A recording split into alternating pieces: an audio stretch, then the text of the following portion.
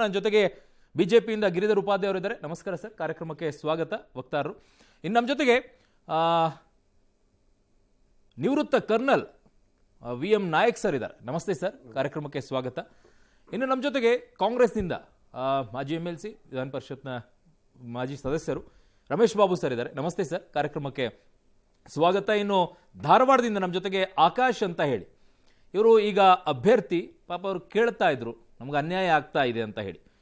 ಕೇಳೋಣ, ಅವರಿಂದನೇ ಆರಂಭ ಮಾಡೋಣ. ನಮಸ್ತೆ ಆಕಾಶ್ ಅವರೇ, ನೀವು ಏನು ಹೇಳಕ್ ಬಯಸ್ತೀರಾ ಈ ಅಗ್ನಿಪಥ್ ಬಗ್ಗೆ? ನಿಮಗೆ ಇರುವಂಥ ಡೌಟ್ಗಳು ಏನಿದಾವೆ, ಅಥವಾ ಬೇಡವೇ ಬೇಡನಾ, ಏನಿದೆ ಅದನ್ನು ಹೇಳಿ ಆಕಾಶ್. ಸರ್, ನಾವು ಆಕಾಶ್ ಅಂತ ಧಾರವಾಡದಿಂದ. ಸರ್, ನಾವು 2020 ಅಪ್ಲಿಕೇಶನ್ ಹಾಕಿದ್ವಿ ಆ್ಯಂಡ್ 2021 ನಮ್ಮದು ರ್ಯಾಲಿ ನಡೆದಿದೆ ಸರ್.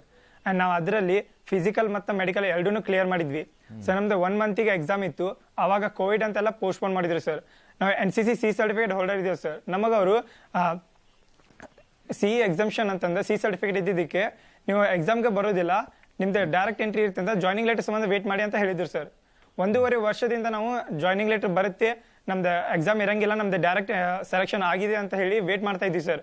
ಸಡನ್ ಆಗಿ ಅವ್ರು 14th ಜೂನ್ಗೆ ಅಗ್ನಿಪಥ್ ಸ್ಕೀಮ್ ಅಂತ ಮಾಡಿದ್ದೀವಿ, ಬರೋದಿದ್ರೆ ನೀವು ಅಗ್ನಿಪಥ್ ಸ್ಕೀಮ್ ಥ್ರೂನೇ ಬರ್ರಿ, ಎಲಿಜಿಬಲ್ ಇದ್ದವ್ರು ಅಗ್ನಿಪಥ್ ಸ್ಕೀಮಿಗೆ ಅಪ್ಲೈ ಮಾಡಿ ಅಂತ ಹೇಳ್ತಿದ್ದಾರೆ ಸರ್. ಸೊ 1.5 ವರ್ಷದಿಂದ ನಾವು ವೇಟ್ ಮಾಡಿ ಈಗ ಸಡನ್ ಆಗಿ ಮತ್ತೆ ನಮಗೆ ಫಿಸಿಕಲ್ ಮೆಡಿಕಲ್ ಕೊಡಿ ಅಂತ ಹೇಳ್ತಿದ್ದಾರೆ. ನಮ್ದು ಒಂದೇ ಬೇಡಿಕೆ ಇದೆ ಸರ್, ನಾವೇನು ಉಡುಪಿ ರ್ಯಾಲಿಯಲ್ಲಿ ಎಷ್ಟು ಮಂದಿ ಜನ ಪಾಸ್ ಆಗಿದೀವಲ್ಲ, ಎಕ್ಸಾಮ್ ಕಂಡಕ್ಟ್ ಮಾಡಿ, ಪ್ಲಸ್ NCCದವ್ರು ಏನೇನಿದ್ದಾರೆ ಅವ್ರಿಗೆಲ್ಲ ಮೆರಿಟ್ ಲಿಸ್ಟ್ ತಗೊಂಡು ಯಾರ್ಯಾರು ಪಾಸ್ ಆಗಿದ್ದಾರೆ ಅವ್ರಿಗಷ್ಟೇ ಸರ್ ಮೆರಿಟ್ ಲಿಸ್ಟ್ ಅಲ್ಲಿ ಬಿಟ್ಟು ಜಾಯ್ನಿಂಗ್ ಲೆಟರ್ ಕೊಟ್ಟು ಅವ್ರಿಗೆ ತಗೋರಿ. ಅದಾದ್ಮೇಲೆ ಅಗ್ನಿಪಥ್ ಸ್ಕೀಮ್ನ ನೀವು ಬಿಟ್ಕೋರಿ ಅಂತ ಹೇಳ್ಬೇಕು ಸರ್. ಅದಾದ್ಮೇಲೆ ನಾವೀಗ ಪರ್ಮನೆಂಟ್ ಕಮಿಷನ್ ಆಗಿ ಹೋಗ್ಬೇಕಂತ ಆಸೆ ಇಟ್ಕೊಂಡು ವರ್ಷದಿಂದ ಪ್ರಾಕ್ಟೀಸ್ ಮಾಡಿರ್ತೀವಿ ಸರ್. ನಾವೀಗ ಅದೆಲ್ಲ ಆಸೆ ಇಟ್ಕೊಂಡು ಬಂದು ಸೆಲೆಕ್ಷನ್ ಆದ್ಮೇಲೆ ಒಮ್ಮಕ್ಲೆ ಅವ್ರು ನಮಗೆ ನೀವು 4 ವರ್ಷ ಅಷ್ಟೇ ಮಾಡಿ ಅಂದ್ರೆ ಬಹಳ ಪ್ರಾಬ್ಲಮ್ ಆಗುತ್ತೆ ಸರ್. ಎಸ್, ಗಿರಿಧರ್ ಉಪಾಧ್ಯಾಯ ಅವರೇ, ಕನಸುಗಳನ್ನ ಕಂಡಿರ್ತಾರೆ ಸರ್. ನಂಗೆ ನಿಜ ಕೆಲವೊಂದು ವಿಚಾರಗಳಲ್ಲಿ ಬಹಳ ಕಣ್ಣೀರು ಹಾಕ್ಬಿಡ್ತೀನಿ ನನ್ನ ವಿಚಾರದಲ್ಲಿ. ಬೆಳಗ್ಗೆ ಎದ್ದೇಳ್ತಾರೆ, ಓಡ್ತಾರೆ, ಪ್ರಾಕ್ಟೀಸ್ ಮಾಡ್ತಾರೆ ಸರ್. ಸೈನ್ಯಕ್ಕೆ ಸೇರಬೇಕು, ನಾನು ದೇಶಕ್ಕೆ ಸೇರ್ಕೊಳ್ಬೇಕು ಅಂತ, ಸೈನ್ಯದಲ್ಲಿ ಸೇರ್ಪಡೆಗಾಗಬೇಕು ಅಂತ ಬಹಳ ದೊಡ್ಡ ಕನಸದು. ಬಟ್ ಈಗ ಅವ್ರನ್ನ 4 ವರ್ಷಕ್ಕೆ ತಂದು ನಿಲ್ಲಿಸ್ಬಿಡ್ತೀರಾ ಅಂತಂದ್ರೆ ಬೇಸರ ಆಗದೆ, ಕೋಪ ಬರದೆ ಇನ್ನೇನಾಗುತ್ತೆ ಗಿರಿಧರ್ ಉಪಾಧ್ಯಾಯ ಸರ್?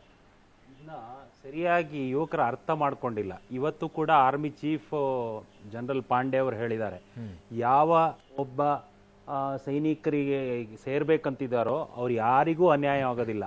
4 ವರ್ಷ ಸೇವೆ ಸಲ್ಲಿಸಿ ಎಲ್ಲರೂ ಹೋಗೋದಿಲ್ಲ. 25% ಜನ ಅಬ್ಸರ್ವ್ ಆಗ್ತಾರೆ. 75% ಜನಕ್ಕೆ ಮುಂದಿನ ಜೀವನಕ್ಕೆ ಏನ್ ಬೇಕೋ ಆ ಜೀವನಕ್ಕೆ ಬೇಕಾಗುವಂತಹ ಸವಲತ್ತುಗಳನ್ನ ಮಾಡ್ಕೊಡಲಾಗುತ್ತೆ.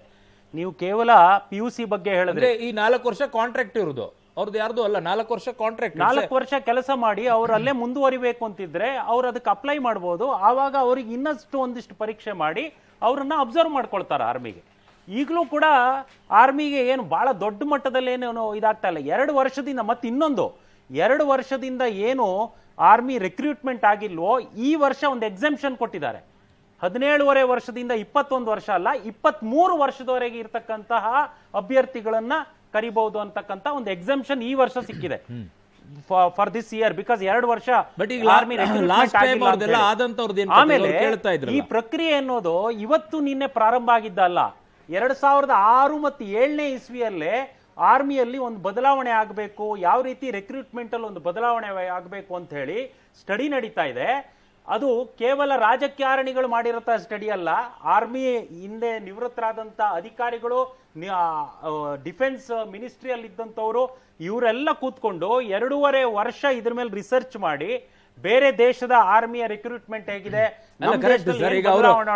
ಈ ಕೊರೋನಾ ಬರೋಕ್ಕಿಂತ ಮುಂಚೆಯಾಗಿ ನಮ್ದೆಲ್ಲ ರ್ಯಾಲಿ ನಡೆದಿತ್ತು, ನಮ್ಗೆ ಅಪಾಯಿಂಟ್ಮೆಂಟ್ ಬರಬೇಕಾಗಿತ್ತು, ಅದು ಹಾಗೆ ನಿಂತಿದೆ. ನನಗೆ ಇದ್ರ ಬಗ್ಗೆ ಸ್ವಲ್ಪ ಸ್ಪಷ್ಟೀಕರಣ ಇದಾಗಬೇಕು. ಯಾಕಂದ್ರೆ ಆಲ್ರೆಡಿ ಸೆಲೆಕ್ಟ್ ಆಗಿದೆ. I don't think they will come under Agnipath. ಇದು ನನಗೆ ಗೊತ್ತಿಲ್ಲ, ಯಾಕಂದ್ರೆ ಅಗ್ನಿಪಥ್ ಅನ್ನತಕ್ಕಂಥದ್ದು ಇನ್ 90 days ಆದ್ಮೇಲೆ ಬರುವಂತ ಒಂದು ಸ್ಕೀಮ್ ಅದು. ಬಟ್ ಅಪಾಯಿಂಟ್ಮೆಂಟ್ ಅವರಿಗೆ ಅಲ್ಲ, ಅಷ್ಟು ಬೇಗ ಅವರಿಗೆ ಲೆಟರ್ ಬಂದಿದೆಯಾ ಇದರಿಂದ ನನಗೆ ಅರ್ಥ ಆಗಿಲ್ಲ ಅದು ಅವ್ರು ಹೇಳಿದ್ದು. ಯಾಕಂದ್ರೆ ಅದನ್ನ ಅನೌನ್ಸ್ ಮಾಡಿನೇ 2 ದಿನ ಆಗಿರೋದು.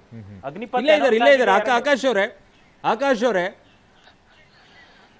ನಿಮ್ಗೆ ಆಲ್ರೆಡಿ ಮೆಸೇಜ್ ಬಂತಿದ್ರಲ್ಲಿ ಫಿಸಿಕಲ್ ಮೆಡಿಕಲ್ ಆಗಿ ನಾವು ಎಕ್ಸಾಮ್ಸ್ ಅನ್ನು ವೇಟ್ ಮಾಡ್ತಿದ್ವಲ್ಲ ಸರ್, ನಮ್ದು ತೋರಿಸ್ತೀನಿ ಸರ್ ನಮ್ ಕಡೆ. ಅಲ್ಲಲ್ಲ, ಈ ಅಗ್ನಿಪಥ್ ವಿಚಾರದಲ್ಲಿ ನಿಮಗೆ ಮೆಸೇಜ್ ಹೇಗೆ ಬಂತು? ನೀವು ಇದರಲ್ಲೇ ಸೆಲೆಕ್ಟ್ ಆಗ್ಬೇಕು, ನೀವು ಇದರಲ್ಲೇ ಹೋಗ್ಬೇಕು ಅಂತ ಹೇಳಿದ್ದು ಯಾರು ಸರ್? ಪ್ರೆಸ್ ಕಾನ್ಫರೆನ್ಸ್ ಒಳಗೆ ಏರ್ ಮಾರ್ಷಲ್ದವ್ರಿಗೆ ಕೇಳಿದಾಗ ಈಗ ಎಕ್ಸಾಮ್ ನಿಮಗ್ ಕಂಡಕ್ಟ್ ಬಂದಿದ್ಯಾ? ಏನ್ ಮಾಡ್ಬೇಕಂತ ಕೇಳಿದಾಗ ನಿಮಗ್ letter ಬಂದಿದ್ಯಾ? ಅಗ್ನಿಪಥ್ ಸ್ಕೀಮ್ ಥ್ರೂನೇ ಬರ್ರಿ ಅಂತ ಹೇಳಿದ್ರು ಸರ್. ನಿಮಗ್ ಲೆಟರ್ ಬಂದಿದೆಯಾ? ಲೆಟರ್ ನಮ್ಗೆ ಯಾವುದೇ ತರ ಜಿಮೇಲ್ ಅದು ಬಂದಿಲ್ಲ ಸರ್. ನೀವು ನೋಡಿ, ಇಲ್ಲ ಸರ್, ಬಂದಿಲ್ಲ ಸರ್. ಇಲ್ಲಿ ಮಿಸ್ಕಮ್ಯುನಿಕೇಶನ್ ಆಗ್ತಾ ಇರೋದು ಇಲ್ಲೇ. ಆಲ್ರೆಡಿ Yes, ಸೆಲೆಕ್ಟ್ yes, ಆದವ್ರನ್ನ ಯಾವ ರೀತಿಯಲ್ಲೂ ರಮೇಶ್ ಅಗ್ನಿಪಥ್ ಬಾಬು, ಅಂಡರ್ ರಮೇಶ್ ಬರೋದಿಲ್ಲ ಬಾಬು, ಅವರು. ರಮೇಶ್ ಬಾಬು ಅಗ್ನಿಪಥ್ ಅನುಷ್ಠಾನಕ್ಕೆ ಬರೋದೇ 90 ದಿನ ಆದ್ಮೇಲೆ, ರಮೇಶ್ ಬಾಬು 90 ರಮೇಶ್ days ಬಾಬು ಆದ್ಮೇಲೆ. ಇದರಲ್ಲಿ ಒಂದಿಷ್ಟು ಗೊಂದಲಗಳ ಸಿಕ್ಕಾಕೊಂಡಿದೆ ಅಂತ ಹೇಳ್ಬೋದಾ, ಇಲ್ಲ ಮೇಜರ್ ಆಗಿ ಪೆನ್ಷನ್ಗಳನ್ನ ಸ್ಟಾಪ್ ಮಾಡಬೇಕು ಇನ್ಮೇಲೆ ಅನ್ನೋ ನಿಟ್ಟಿನಲ್ಲಿನೇ ಈ ಕ್ರಮ ಅನ್ನೋದು ಸ್ಪಷ್ಟತೆ ಇದೆಯಾ? No no no. ಭಾರತ ದೇಶದ ಇತಿಹಾಸದಲ್ಲಿ ಇಂಡಿಯನ್ ಆರ್ಮಿ ಅಂದರೆ ಅದರ ಈಗ 3 ಏರ್ಫೋರ್ಸು, ಆರ್ಮಿ, ಅದು ನೇವಿ, 3 ಬೈಫರ್ಗೇಟ್ ಮಾಡಿದ್ದಾರೆ. ಮುಂಚೆಯಿಂದಲೂ ಸಹ ಈ ದೇಶದ ಯುವಕರಿಗೆ ಉದ್ಯೋಗ ಕೊಡುವಂಥದ್ದನ್ನು ರುಟೀನ್ ಮೇಲೆ ಒಂದು ಸಿಸ್ಟಮ್ ಆಗಿ ಮಾಡ್ಕೊಂಡು ಬಂದಿದ್ದಾರೆ. ಇವತ್ತು ಬೇರೆ ಬೇರೆ ಕಾರಣಕ್ಕೆ ಫೈನಾನ್ಷಿಯಲ್ ಬರ್ಡನ್ ತಪ್ಪಿಸಬೇಕು ಅನ್ನೋ ಕಾರಣಕ್ಕೆ ಕೇಂದ್ರದ ಭಾರತೀಯ ಜನತಾ ಪಕ್ಷ ಅಗ್ನಿಪಥ್ ಮುಖಾಂತರ ಇವತ್ತು ಸುಮಾರು 42,000 ಉದ್ಯೋಗಗಳನ್ನು ಕೊಟ್ಟು, ಅದು contact basis. It is very clear. ಅವ್ರೇನು ಜಾಹೀರಾತು ಕೊಟ್ಟರು, ಅವ್ರೇನು ಹೇಳಿಕೆಯನ್ನು ಕೊಟ್ಟರು, ಏನು ರಕ್ಷಣಾ ಸಚಿವರಿಂದ ಬಂದಿರತಕ್ಕಂಥ ಅಧಿಕೃತ ಮಾಹಿತಿಯ ಪ್ರಕಾರ ನಿಮ್ಮನ್ನು ಸೆಲೆಕ್ಟ್ ಮಾಡ್ಕೋತೀವಿ, ಅದರಲ್ಲಿ 25% ಆಫ್ಟರ್ 4 years ರಿಟೈನ್ ಮಾಡ್ಕೋತೀವಿ. ಅಲ್ಲಿಗೆ ನಿಮಗೆ ಆ್ಯನ್ಯುವಲ್ ಪ್ಯಾಕೇಜು ಈಗ 4.5 ಲಕ್ಷ ಕೊಡ್ತೀವಿ, ಅಥವಾ ಅದು 6.5 ಲಕ್ಷಕ್ಕೆ ಎನ್ಹಾನ್ಸ್ ಆಗ್ಬೋದು, ಮತ್ತು ಬೇರೆ ಫೆಸಿಲಿಟೀಸ್ ಇರೋದಿಲ್ಲ. ಈ ಥರದ್ದು ಈಗ ರಾಜ್ಯಸಭೆಯಲ್ಲಿ ಡಿಸೆಂಬರ್ 2021ರಲ್ಲಿ ಕೇಂದ್ರದ ಭಾರತೀಯ ಜನತಾ ಪಕ್ಷದ ರಕ್ಷಣಾ ಸಚಿವರು ಕೊಟ್ಟಂತಹ ಅಧಿಕೃತ ಹೇಳಿಕೆಯ ಪ್ರಕಾರ 1,22,000 ಉದ್ಯೋಗಗಳು ರಕ್ಷಣಾ ಇಲಾಖೆಯಲ್ಲಿ ಖಾಲಿ ಇದೆ. 2 ವರ್ಷದಲ್ಲೂ ಖಾಲಿ ಆಗಿದಾವೆ. ಇಲ್ಲಿ ಈಗ ಮೊನ್ನೆ ಡಿಸೆಂಬರ್ ಕೊಟ್ಟಿರ್ತಕ್ಕಂಥದ್ದು. It is official statement made by the central government. ಇವತ್ತು ಪ್ರಶ್ನೆ ಇರ್ತಕ್ಕಂಥದ್ದು, ಇವತ್ತು ಯಾಕೆ ದೊಡ್ಡ ಮಟ್ಟದಲ್ಲಿ ಪ್ರತಿಭಟನೆ ಆಗ್ತಾ ಇದೆ ಅಂದರೆ, ಆಗಲೇ ಗಿರಿಧರ್ ಅವರು ಹೇಳಿದ್ರು ನಾವು 23 ವರ್ಷಕ್ಕೆ ಎನ್ಹಾನ್ಸ್ ಮಾಡಿದ್ವಿ. ಯಾವತ್ತು ಎನ್ಹಾನ್ಸ್ ಮಾಡಿದ್ವಿ? ಬೆಂಕಿ ಇಟ್ಟ ಮೇಲೆ. ಅಂದರೆ ಅದಕ್ಕೆ ಮುಂಚೆ ಅವನು ಪ್ರವೋಕ್ ಮಾಡೋಂಥ ಕೆಲಸವನ್ನ ಮಾಡೋದು. ಆರ್ಮಿಗೆ ಸೇರೋರು ಯಾರು ಬೆಂಕಿ ಇಡಲ್ಲ. ಅಲ್ಲ, ಇರ್ಲಿ, ಅದು ಯಾರು ಇಟ್ಟವ್ರೆ, ಅದು ಇನ್ನ ದೇಶದ ಬಗ್ಗೆ ನೀವು ಹೇಳಿ, ಅವ್ರು ಹಂಗೆ ಹೇಳಿ. ಇವತ್ತು ಯಾರು ಕೆಲಸ ಆರ್ಮಿಗೆ ಸೇರ್ಬೇಕು ಅನ್ನೋ ನೋಡಿ, ಇದಿಲ್ಲ. ಈಗ ಅದರಲ್ಲಿ ಯಾರು ಸೇರ್ಕೊಂಡಿದ್ದಾರೆ ಗಿರಿಧರ್ ಅವರೇ, ನೀವು ಮಾತಾಡ್ಬೇಕಾದ್ರೆ ನನ್ನ ಮಧ್ಯ ಹಸ್ತಕ್ಷೇಪ ಮಾಡಿಲ್ಲ. ನೀವು ಮಾತಾಡಿದ್ರೆ ಮಾತಾಡಿ, ಮಾತಾಡಿದ್ಮೇಲೆ ನಾನು ಮಾತಾಡ್ತೀನಿ. ಆರ್ಗ್ಯುಮೆಂಟ್, ಡಿಬೇಟ್ ಇರುತ್ತೆ, ಪಾಯಿಂಟ್ ಬರುತ್ತೆ ಅಷ್ಟೇ. ನೋಡಿ, ಜನ ವಿಚಾರ ಇಲ್ಲ, ಜನ ವಿಚಾರ ಪಾಯಿಂಟ್ ಹೇಳ್ತಾರೆ. ನಾನು ಪಾಯಿಂಟ್ ಹೇಳಿ, ಅವ್ರಿಗೆ ಅವಕಾಶ ಇದ್ದಾಗ ಖಂಡಿತ ಹೇಳಿ. ಪ್ರಶ್ನೆ ಇರ್ತಕ್ಕಂಥದ್ದು, ಈ ದೇಶದಲ್ಲಿ ಯಾರು ಸಹ ಬೆಂಕಿ ಇಡಿ ಅಂತ ಹೇಳೋದಿಲ್ಲ. ಬೆಂಕಿ ಇಡತಕ್ಕಂಥದ್ದು ಪ್ರೊವೊಕೇಶನ್.